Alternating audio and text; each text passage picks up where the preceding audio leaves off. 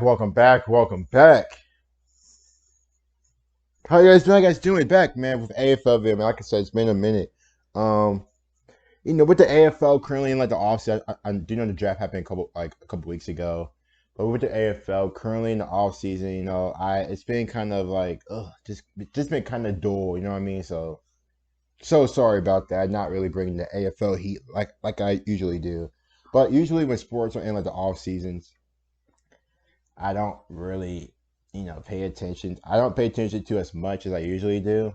But we're back. We're back. Like I said, I'm not going to forget about the AFL, man. We can't forget about y'all boys. We can't. But this is a video that somebody requested like a while back, and I don't know, for some reason I just never got to it. But we have Ben Graham. Ben Graham. If he has a brother named Shane Graham, I don't think so. I don't think so. But his journey from the AFL to the NFL. Played for the Jets. I think he also played for the Arizona Cardinals, played in the Super Bowl, I think. So without further ado, let's go ahead and get to the video. So if you're new to the channel, don't forget to like the video and sub as well. Let's go get started, man. Let's go ahead and get started with the man, Ben Grimm. Hope you guys are doing great, actually. Amazing. Well, beautiful. Hopefully, all my mates. All my mates are doing spectacular. Yes, it's Chaz with the hat. Yes, sir. You guys know what it is. And like I said, if I've forgotten any AFL videos you guys still want me to react to, just leave them in the comment section. Now let's get to it. Geelong. A Geelong local, Benjamin James Graham was drafted to the Cats at pick 40 in the 1992 preseason draft. His entire first season was spent in the Geelong reserves, where he was awarded their best first-year player at the end of 1992. Graham then played almost a second entire season in the twos before debuting for the Cats in front of 33,000 people in round 21 of 1993. Debut. It was not until 1995, however, that his career took off. Standing at 193 centimetres, Graham's greatest strengths were his versatility and a booming long kick that was utilised in key position roles at either end of the ground. In attack, Graham became known for kicking goals from 60 metres out. Damn. And in defence, one swing of the boot would launch the Cats halfway up the ground, God, including a famous 105-metre barrel past the centre circle of Cardinia Park. So I can already see how he became a punter. I mean, the dude was kicking 60-meter yard kicks, kicking from like his own, like goal line, whatever. I say goal line, Jesus, from like his own side of the field to like the opposing side of the field. You can already tell, him becoming a punter wasn't a doubt. But it's gonna be interesting to see what made him want to leave from the AFL to the NFL, which this video will obviously get to. By the end of 1995, Graham had truly solidified his spot in the Geelong side, earning himself the Most Improved award and a place in the Cats' grand final team. Geelong, however, were defeated by 10 goals by a dominant Carlton outfit, who had only lost 2 games all year. As his prominence in the Geelong team increased, word of Graham's incredible left boot spread halfway around the world, and in 1997, he was invited to a secret tryout with the New York Jets NFL side. They are thought so his sorry. unique kicking skills. I don't know if you guys watch the the NFL. Most of you guys probably don't watch really the NFL, here, which is probably the biggest sport here in the U.S. But the New York Jets are not a good team. Yes, they did beat my bingo somehow, some way, but they do have some pretty good pieces, but overall they're shit. They are not a good team. Could make him a valuable punter. At first, the meeting did not go as planned. Graham had never punted an NFL ball and was struggling to achieve the same lofty standards he had set with a Sharon in hand. Trying to find his rhythm, he showed them a few kicks with an Aussie rules ball before transferring his AFL technique onto the NFL ball. The Jets were so impressed they offered him a 3-year deal to leave Geelong then and there. If he said yes, Graham would find himself attending the Jets' preseason training camp just 2 weeks later. While he was incredibly interested in the idea of playing in the States, Graham put any talks of pursuing an NFL career on hold until he felt he had gotten everything out of his AFL career. Alright, that's fine. In the years That's fine. that followed, he continued to be an important pillar of the Geelong team. In '99, he won the Cats Best and Fairest, and earned selection in the international rules team.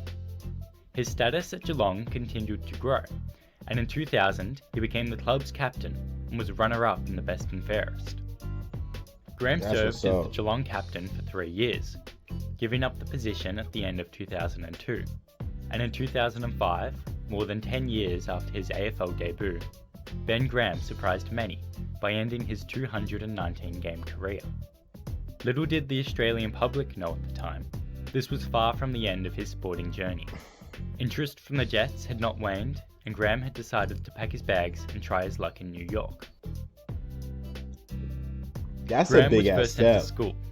Although he had always watched the Super Bowl as a kid, his NFL instinct needed to be built from scratch, learning plays, understanding his teammates, and what his own roles and objectives were. Okay, no offense, but if you are a punter, your job is to just kick the ball. What plays are you learning? Like, that's just me. What plays are you learning if you're just kicking the ball?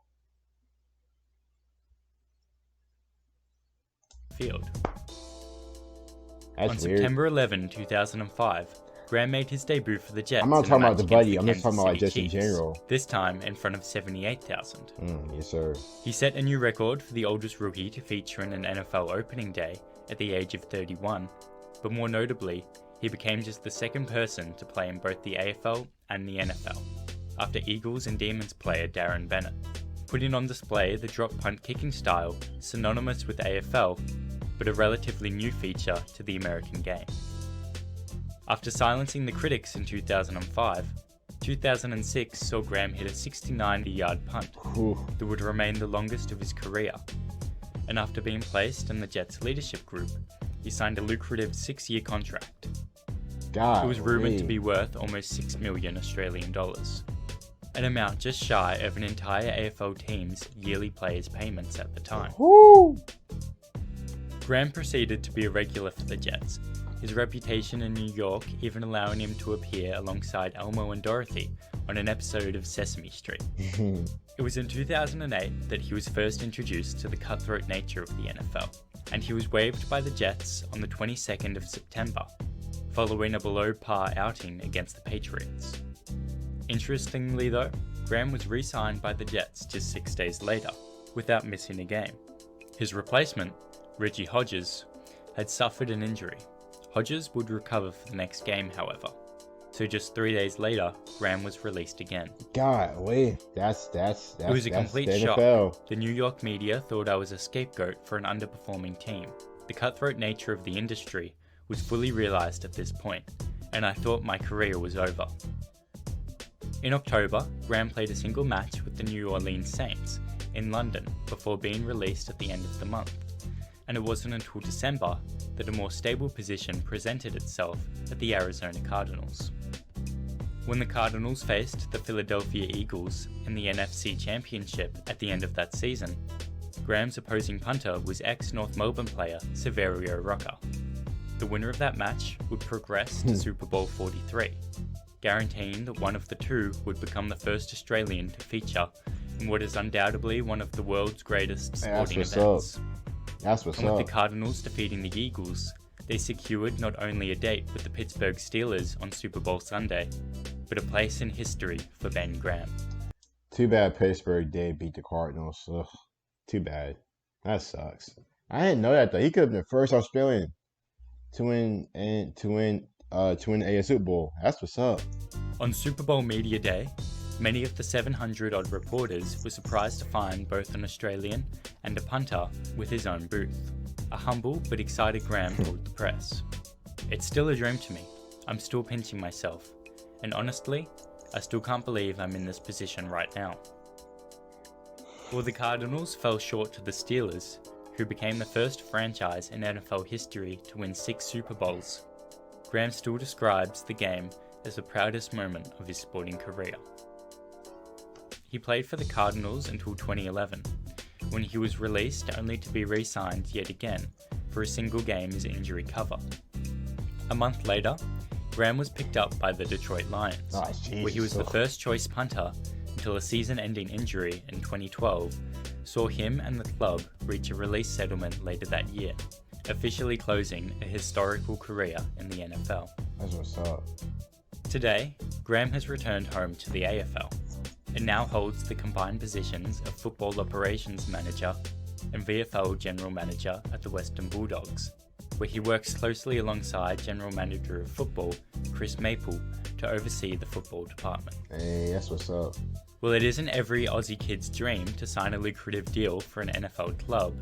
Ben Graham displayed important lessons throughout his sporting career of passion, perseverance, and humility. Skills that are not only transferable across sport, but valuable life lessons to live by every day. Yeah, he chased his dreams, man. Who would have thought he would have been in the NFL? You know what I mean? Who would have thought he was going to be in the NFL? Congrats to him, man. Big ups to him, man. Big ups to him. But that's the NFL, man. It's cutthroat business. Professional sports are cutthroat business. You know what I mean? You can build a team, at 5 p.m., 6 p.m., you're cut. That's the sport. But shouts to him, man. Big ups to him. Anyway, you guys don't get like a sub coming up, but you guys thoughts and reactions. See you guys later.